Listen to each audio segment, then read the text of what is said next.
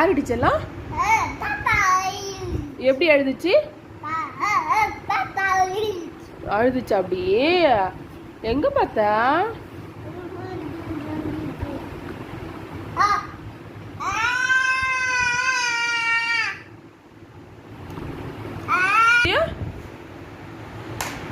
நிலன் குட்டி எப்படி பாப்பா அழுதுச்சு?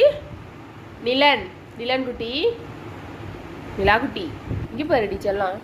பாப்பா டாடிட்ட சொல்லு.